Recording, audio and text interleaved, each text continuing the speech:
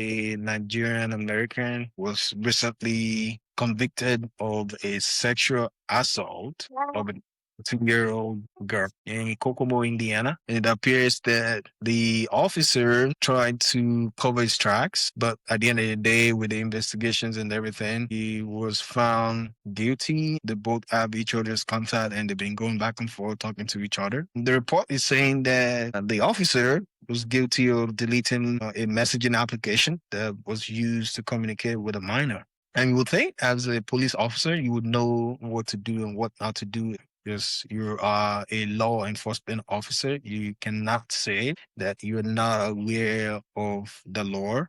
Now he's going to have to face the consequences, and hopefully he has a change of mind and his life will continue to go on the right path. Yeah. It's not going to be easy for him. Definitely in prison and outside of the prison. The only luck he will have in prison is if you are a law enforcement agent, you've worked in police department, correction. They tend not to put you in the general population. They tend to put you in a protective custody because they believe that you may have dealt with a lot of the inmates and a lot of them will want to take a revenge against you. So they try to put you in protective custody.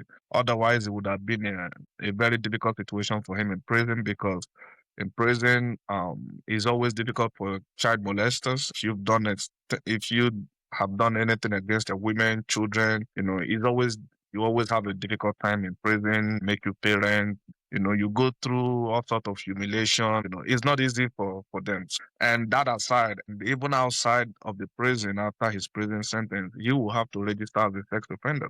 No matter where he moved to within the United States, in fact, I will even think in Canada too, he will still have to register as a sex offender. People should be able to identify him. When you look up your zip code, it should be able to give you the sex offenders around you. He will have to do that. And it's unfortunate, but I think people that have not gotten into this kind of trouble, like myself, people can learn from this experience. I mean, nobody is infallible. Anything can happen to anybody, but we can definitely learn with this and then ensure that the person is of age, and if you are in a position of authority like a police officer, he's expected to know better. And coupled with his age too, he's almost double the minor's age.